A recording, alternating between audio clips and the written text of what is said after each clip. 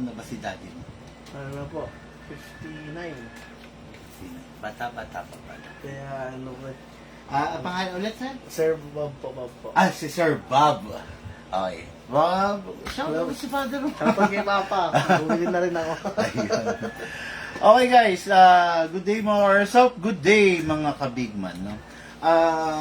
Sir Bob is in the house. Kahapon ba? Opo, kahapon Kahapon po. lang nandito to, no? Nabighati po. Siya, hindi nakatulog magdamag eh. Yung unit niya mga Airsoft, the 2011 High Kappa by the T-Rex Silver Edition. No? Itong unit niya, magiging witness kayo. Free lang yung fix outer barrel. Kaya lang, naubusan nga kasi tayo na naka-fix outer barrel dahil sa dami ng bumibili. If-fix outer barrel natin to after New Year na pag nag-report na yung gunsmith natin. Pero free yun, sir. Okay. Basta dalhin mo rito, Okay. if-fix barrel natin yun. Para lang sa kaalaman ng marami, sa'yo na ipakita ko na to eh, di ba? Yung naka-fix outer barrel kasi, ganitong itsura. Ayan o. Walang kakalog-kalog. Ayan, naka-fix outer barrel yan. Yung hindi pa kasi naka-fix ganito. Ayan, naririnig nyo naman, no? Pero ito, ma-fix outer barrel to ng libre. Okay? Basta, naubusan lang kasi tayo eh. Ganito mangyayari dyan. Tapos, yung unit, syempre, i-upgrade natin ng knock-up, flat screw, ng hammer protection pad, no? Yun, tulad nga nun, para, bakit ba natin na-upgrade ng hammer protection pad? Kasi mga ka-airsoft, tumatalsik yan, yung dami firing pin. Tumatalsik sa, minsan, ano ba, nakasipat kang ganon. Utya tatalsik sa mata mo yan, may spring kasi yan. Inaalis natin yon, inaalis namin yun, then pinapalitan namin ng yan, hammer pad. Ay, wala tayo ng flat. So, Naalala ko yung China kong pistol. Pag ako, tumalsik eh. Kutsa, delikado yun. Imbis na ang ganda-gandang sumisipat ka eh, no? Inaalis natin mga Airsoft na yung dummy firing pin, then pinapalitan natin ng hammer protection pad. Mas magiging safe, no? Safe yung ka-Airsoft natin and at the same time, mas mahahaba yung buhay ng unit kasi hindi na nai-stress yung hammer. Yung hammer kasi yung sumasalo ng lahat ng ng stress ng barrel kasi yan yung pumipitik, yan yung pumapalo. Ito yung itsura ng hammer protection pad mga Airsoft. Actually, 3 pieces yan. Yan. Tatlong piraso yan. The shafting, the spring, okay, and the guide. Ayan. Yan yung dummy firing pin. Ngayon, papalitan natin ng hammer protection pad. Look pa yung alin. Papalitan natin, upgrade natin. Yan, nakita nyo naman on the spot, pinapalitan natin. Okay? So, para wala na magiging problema. Pero, yun nga, pagpasensyahin nyo na ako, i-upgrade natin ng fix outer barrel to pag katapos ng taon. Okay? Pero na fine-tuning and na-trigger job na tong unit na to, kaya napakatipid na rin ito sa gas. Yung wala pa mga Airsoft dyan, putya, habol na kayo. Grabe, sarap kayang magbanding-banding, lalo na darating yung mga kamag-anak, di ba? Tipong... Hindi ka pinatulog dyan. Ayan, okay mga Airsoft, naka-upgrade na, naka-hammer protection pad na, hindi na siya ordinary na dummy firing pin, okay? Basta dito kayo bumili sa Big Man, hanggat maaari, yung mga unit, ina-upgrade natin, lahat halos upgraded, no? Bakit ba natin ina-upgrade? Para, ang upgrade kasi ginagawa yan, para mas gumanda yung performance ng unit. So, walang upgrade na pumapangit yung unit. Okay? So, ngayon, ito yung unit natin ka-Airsoft, the 2011 High Kappa. Sir, di ba yung revolver mo kahapon, ginagasan na, ay, sinisilikon oil natin, di ba? Doon sa lalagyan ng CO2, at saka doon sa mga bullets. Ito, iba naman to, kasi di magazine to. Okay, number 1, ito yung magazine. Iwasan mong huwag malalaglag, kasi pwedeng ma-misalign yung main o-ring. Pag na-misalign yung main o-ring, pwedeng magkalik, pwede naman hindi. Pag nagkalik, minor lang yon. Tawagan mo lang kami, i-guide ka namin. Okay? Ngayon, silicone oil. Number 1, output valve to. Opo. Ito yung pinapalo ng hammer para pumutok siya, maglabas siya ng hangin. Pindutin mo, then sprayan mo. Para yung oil papasok. Opo. Then dito sa ilalim. Dito wala kang pipindutin. Okay. Spray lang diretso. Okay. Okay. Ngayon sa unit, dalawang sprayan dito. Dalawa rin dito. Okay po. Kasa, ilak manually, spray tayo rin. Okay? Then dito sa itim. Okay. Yan, dalawa ha. Okay po. Okay. Okay. 1, 2, tapos 1, 2. Yun lang yun. Tapos hatakin mo to, ibaba mo to. Then rest. Meron siyang beaver tail. May beaver tail, hindi ito puputok kung hindi mo siya pipisilin. Kailangan to, mapipisil mo ng palm mo para mag-fire. Okay. Pag hindi mo napisil, hindi magpa-fire. Bukod doon, sir, meron siyang safe. Aso. Kaliwete kanan. Dito po. Kanan. So, dito ka. Okay po. Kaya pag naka-safe, kahit anong gawin mo, hindi siya magpa-fire. Unsafe, magpa-fire siya. Okay? Yun.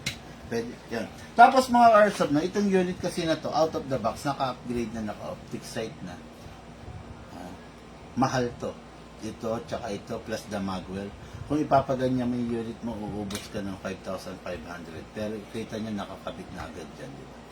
Napakaganda nito, napakasarap. Ngayon, dako muna tayo rito. Kahapon di ko na i-discuss to. 0.20 grams na bala. Ito yung standard. Opo.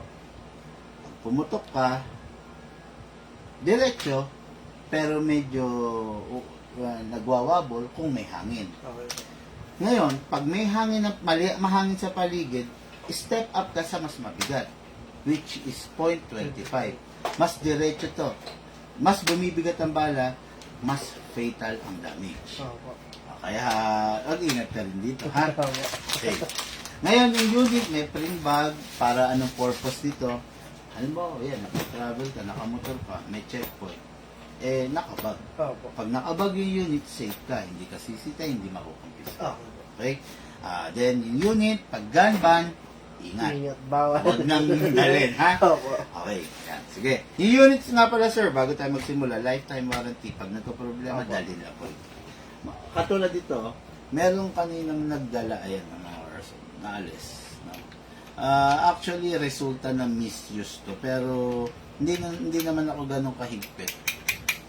Gawin naman natin. Gagawin natin kahit gano'n, no? Pero hanggat maaari, sana iwasan yung misuse, no? Misuse is yung hindi tamang paggamit. Okay, so ito na. Kuha tayo ng gas. Green gas, number 12 ang gagamitin. Opo. Huwag gagamit ng number 14. Ito yung number 14. Okay. Mas malakas kasi ito. Ginagamit to sa mga rifle or sa super high-end na pistol. Okay. Sa'yo, number 12. Ha? Okay. Kunin ang magazine. Hindi pwedeng pahiga or patayo. Kailangan patako. Up, yan. Sakto mo. Then upside down. Then press down. 1, 2. Okay. 2 seconds. Kasi sir, 2 seconds kasi yung unit naka-upgrade. Opo. Pag hindi ito naka-upgrade, 5 seconds to 7 seconds ka. Opo. Okay? Ngayon, bala. Reloader ang tawag dito. Hatakin ito pababa. Ito, iwasan mabibitawan kasi baka mabasag to. Opo. Hatak, yung right thumb ilagay rito para kung mabitawan mo, siya yung sasalo. Opo. Hatak, diretso, diretso, diretso. Then dito ilalagay yung bala sa part na maluwang. Wag dito, wag dito, dito. Pump lang mga airsoft, no? Maximum rounds is 27. Ang allowed lang na ilagay is between 20 to 23 para yung spring hindi masira. Ngayon, bungi-bungi. Iwasan natin yan. Pag bungi-bungi, kalugin sideways, naka-align na. Okay? Loko kang. Okay. Ngayon, mga airsoft, pasok natin sa unit. Ang ganda ng unit, di ba? Pasok. Kasa. Ready to fire. Okay, bibigay natin yung unit, naka-safe. i-unsafe na lang ni bossing. Okay? Firing, sir. Yun.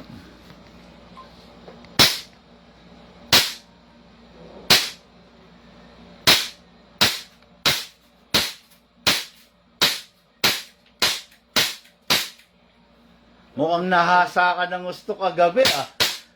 Puro ulo yan ah. Okay. Ayan.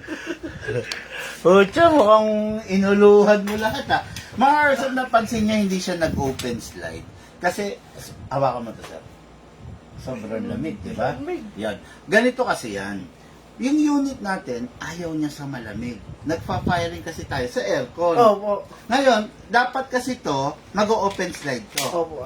Opo. Yan, ganyan, di ba? Hindi siya nag-open slide kasi masyado na siyang malamig, wala na siyang pwersa para ipitik siya.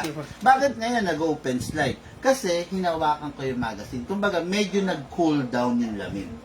Ayan. Kaya ganon. Pero ikaw, pag maglalaro ka sa outdoor or sa garahe nyo, wag sa aircon, mag-open slide yan sa tuwing wala ng bala. Okay? Iwasan mo lang ibaba to, sir. Opo. Kasi pag binaba mo to, mauupod. So, ang pinaka-technique, atake mo siya, then ibaba mo to manually.